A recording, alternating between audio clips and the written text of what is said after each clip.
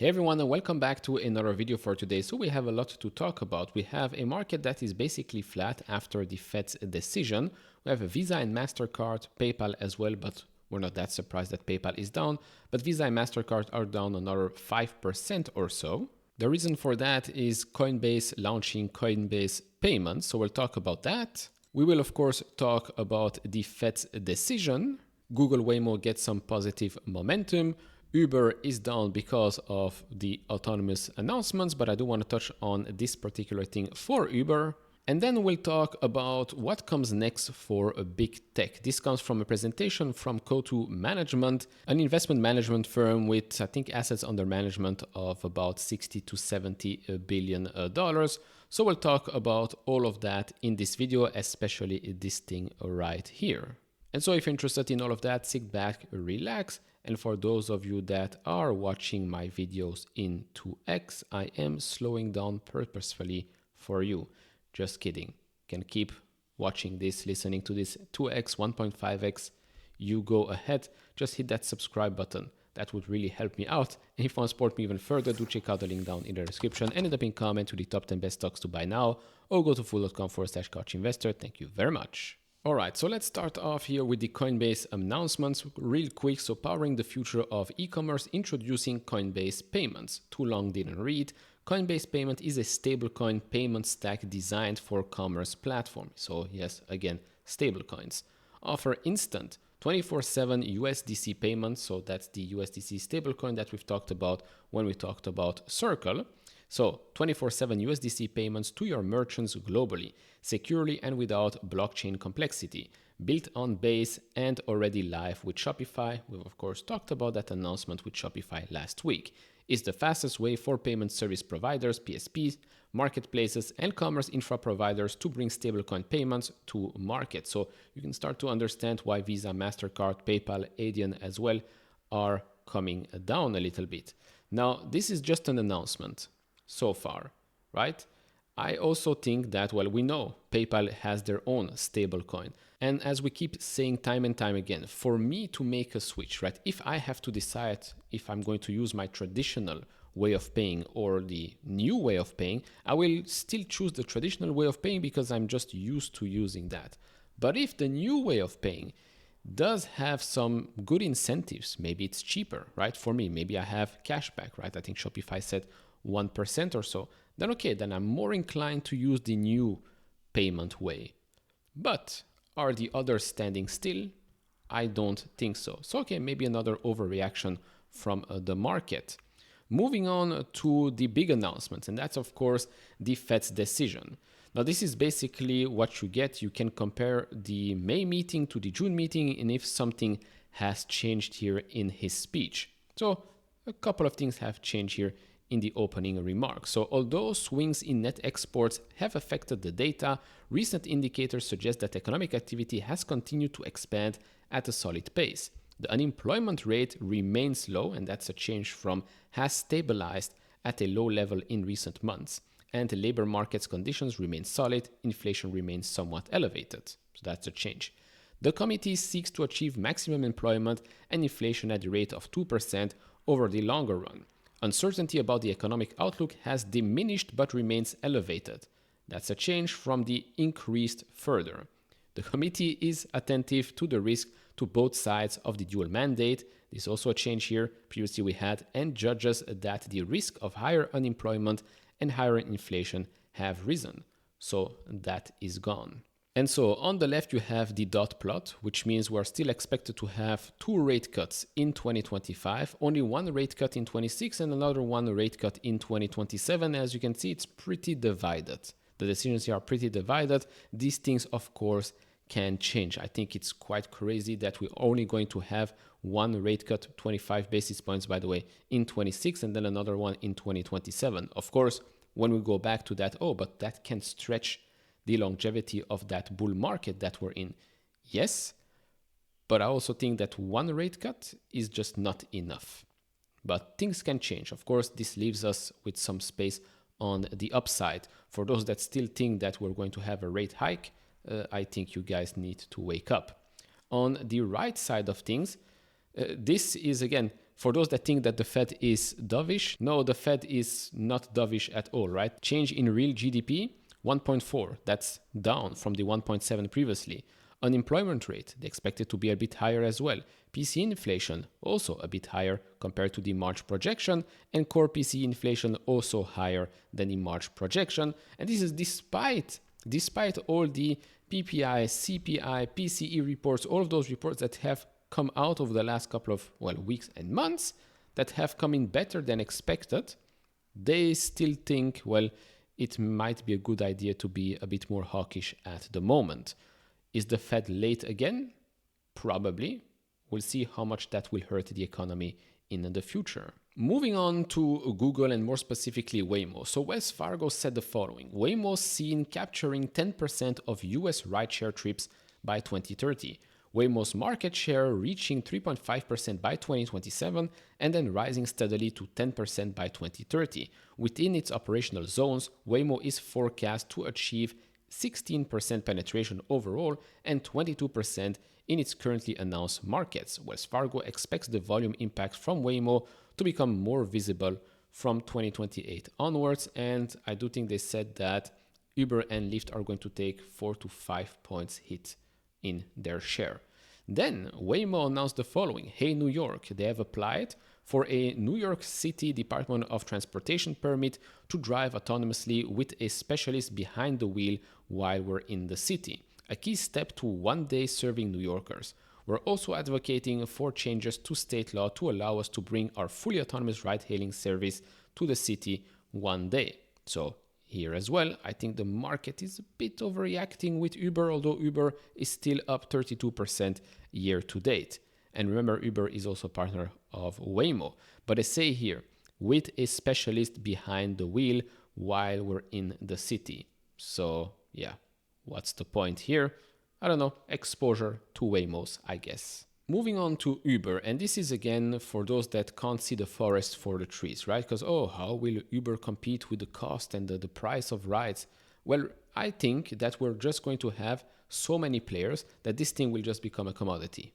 Autonomous vehicles. This will become a commodity, low margin business. And when you have such a thing, the only thing you want is high volume, okay? And you'll get high volume on the number one transportation app, which is Uber. Now, on the other side, you have the Uber network, which in this case, we're also going to talk about advertising. Advertising has become a 1.5 billion annual revenue run rate business for Uber, growing 60% year over year. And now we've got this. Uber is getting advertisers to pay for your next ride. Now, what does that mean? Well, Uber has a new ad type, paid for by brands, that gives users money off their next ride. So, Uber pitched its newly launched creative studio to advertisers attending meetings at its villa setup in Cannes. This team works on more bespoke offerings for advertisers, like offering rides to Miami F1 Grand Prix attendees in a luxury vehicle sponsored by La Mer, packed with freebie skincare product. Another example, Uber Eats users could order Christmas carols to their doors, sponsored by the alcohol company that I've never heard about. So they said the following: our audience is always looking for an opportunity to drive savings and get affordable things, but also get messages that are personalized and relevant for them. Uber said in May this year that its ad business, which launched in 2022, has reached 1.5 billion revenue run rate, the number it expects to achieve by the end of 2025, which was up 60% year on year. Uber is looking at ways to ramp up its ad business outside its cars and apps. It's working on letting advertisers use its data and context about how users have been recently using Uber and Uber Eats to target ads on other websites and apps. An Uber user might be viewing the app to check the arrival of their car, then flip to scrolling on TikTok once they get inside, where Uber can serve an ad specific to that user. It's a similar context to the Meta Audience Network. Purchase-based data and the location-based data is what's really fueling the experience. Uber knows a lot of the type of people that like Mexican food, for example, who spend time at a particular part of town and visit the airport 4 times a quarter. Then you can make some assumptions about what a high net income audience looks like and how to market to them. I mean, pretty good business if you can successfully scale it.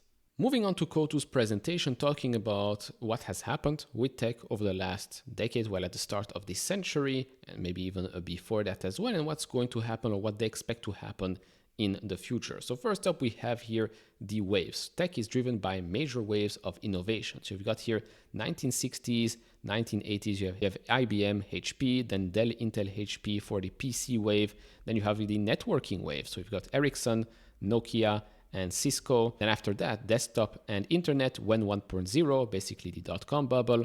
Yes, this is the early 2000s basically. So Facebook, Google, Amazon. Then mobile internet, Web 2.0, Apple, Tencent, ByteDance. You can still include Facebook and Google there as well. And then we have another big wave, cloud and software as a service, Amazon AWS, Microsoft Azure, Salesforce, probably ServiceNow, and all of those. And then now you have the next big wave, the AI wave. And here you have, well, all of those players, right? TSMC, Meta, Microsoft, Anthropic, OpenAI, Oracle, Broadcom, NVIDIA, and all the rest. They then go on to talk a little bit about, well, the Magnificent Seven and their performance over the past 5 years and the performance year to date. They say here, is the Mag 7's reign ending? So over the past 5 years, of course, they've done tremendously well. The only one that has not done well is Amazon. And I think that's one of the only ones with Tesla here that is also not buying back shares. But all of them have performed well over the past 5 years. Year to date, not so much. Year to date, Meta is up 17%. Microsoft is now up 13%. Microsoft was a laggard for around a year or so until last month. And NVIDIA is only up 6%. But of course, it went up 1,400% over the past 5 years. All the rest here, Amazon, Google, Tesla, Apple, are all down year to date. They think a new class of AI winners may take the center stage. So here we have the year-to-date performance for AI power, AI software, AI semiconductors, and then the Mag 7 basically still down 1%. So some examples here, and maybe if you're interested in some of these names, I know we cover a lot of those names, but maybe some of these names do come up and you're like, I'd like to know a bit more about that. So AI power, year-to-date performance up 18%. You have here General Electric, Vernova, Constellation, and Vistra. So electricity shortage, long-term deals with hyperscalers, that's their view, the key driver here. They've got the AI software. So Palantir, Oracle, Snowflake, I don't really have to explain much about those. AI semis, Broadcom and TSMC have been doing very well. Actually, Micron has been doing well as well this year. So they say here, token growth, new inflection in computer demands. So I would actually add quite a lot of other players here because the explanation here has more to do with actual players like Google, for example. Google and NVIDIA, they've talked about token generation and all of that. So I put those here. But of course, yes, TSMC and Broadcom, if we talk about semis, there are probably going to be some winners. Well, some of the winners, AMD, NVIDIA, I'd say they are going to be winning there as well. Then, how has tech leadership changed? So we have here a ranking. 2015, this was basically the rank. And look at the market cap, right? I'm going to remove myself so you can see everything quite clearly. Look at the market caps and then you can tell yourself, did I say that, well, it cannot go higher, right? This cannot become bigger. Well, it did become bigger and then it became even bigger than that. So 2015, Apple was the largest here, $752 billion in market cap. Microsoft, 382. Then you have Alphabet, 370. Then you had actually Alibaba. Alibaba was here in the top 5. Then you have Meta, Amazon, Samsung, Oracle, Tencent, Walt Disney Company, and well, the list goes on and on and on. By 2020, the top 2 remains the same. Amazon became number 3. Google went down to number 4. Meta was up next. Alibaba became much bigger. And by the way, all of these companies became much bigger, right? We suddenly have market caps of over $1 trillion, and that became the new norm. Then you have new entrants here in that list, such as Netflix. I mean, Adobe was here at $188 billion, which, well, they're nowhere to be seen right now. Right now, we have companies worth over $3 trillion, $2 trillion. So that became the new norm, right? We now have so many companies worth over $1 trillion, something that 10 years ago probably nobody thought would be possible.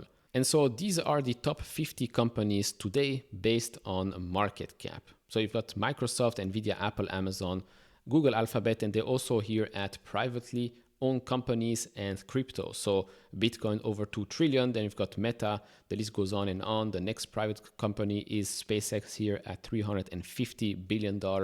You have Palantir, and I believe, yeah, this is Ethereum, ASML, OpenAI at $300 billion, ByteDance, $300 billion.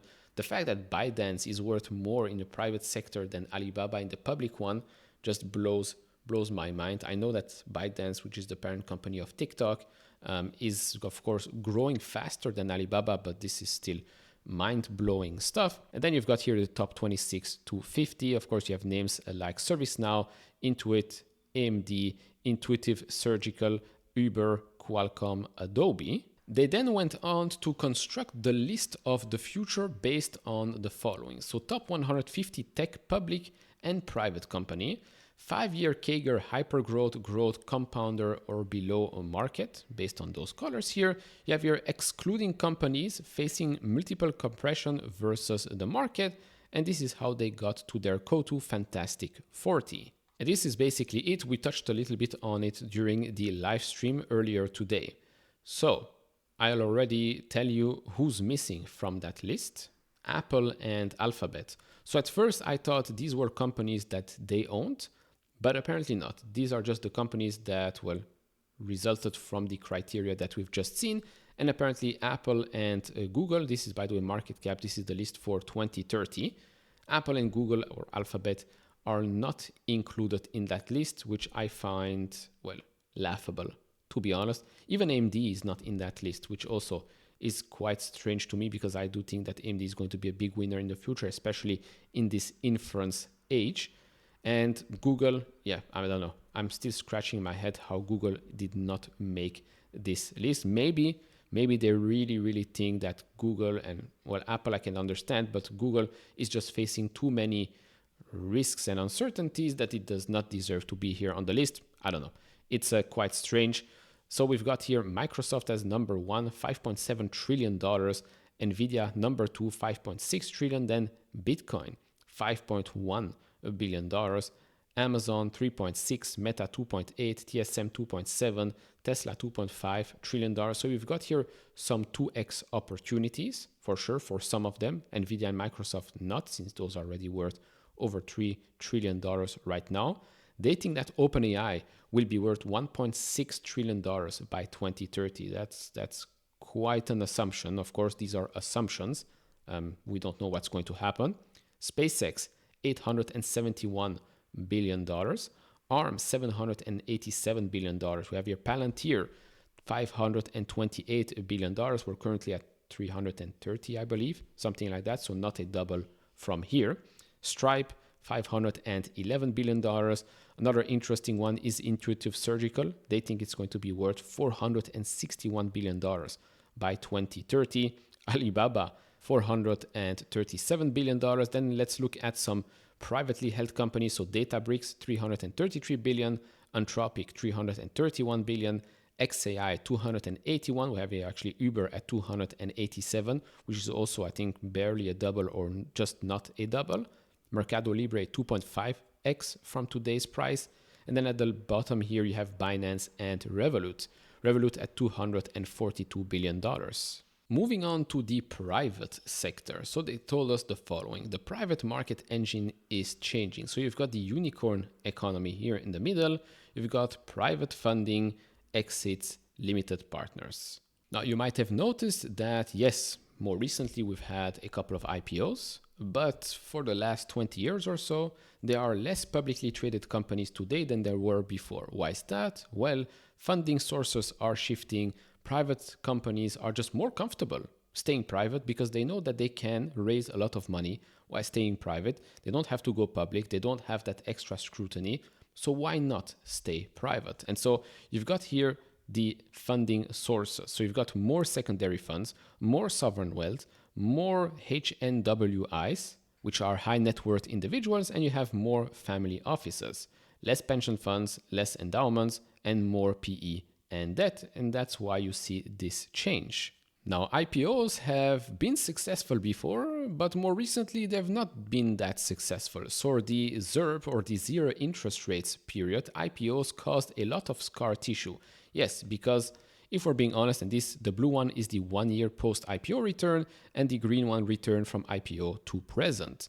So 2020, 2021, of course, there was also that pandemic, super bubble that happened. And so this is basically the result. But previously in a, let's say, normal period, well, you could say that they were quite successful. In 2017, okay, fine, but not great. In 2018, I'd say this was a weak year. Now, more recently, like I said, you can see here in AI, the action is in the private market. OpenAI went from $157 billion in market cap valuation to $300 billion in 6 months. Funny story, I had an opportunity to actually buy into OpenAI at actually 175 billion. Could have almost doubled my money, but then again, it would have been locked up and it was a significant amount. Think I can do better in the public sector. Then Anthropic, 19 billion to 62 billion in 12 months. $10 billion of funding has become the norm for new model startups, which I view as a kind of a bubble situation because models are a commodity, as we've seen time and time again. But hey, if you want to throw $10 billion at the problem, go ahead. Time to $10 million of revenue has accelerated from 10 years to just 12 months. And so, more recently, we have this view right here. High growth and profitability have contributed to IPO success. And underneath my face, which I'll remove, is the rule of 40. We have here some popular companies that have gone public. Now, this is important to know. Which one is still in the lockup period? So Circle, CoreWeave, Voyager, Chime, eToro, Hinge Health, SailPoint, and Omada are still in the lockup period, which means once that ends, you can expect, especially if the stock does continue to go up or stay super elevated, you can expect some selling. It's just a natural way of IPOs. Now, Reddit is not in a lockup period anymore. Rubrik is not in a lockup period anymore. And Rubrik is very interesting. Never touched on this company on the channel, so maybe I'll do that pretty soon. I did touch on Reddit over the last couple of days, and since then the stock has gone up quite a lot. So this is basically what we have right now. So it has been a pretty successful year for IPO so far.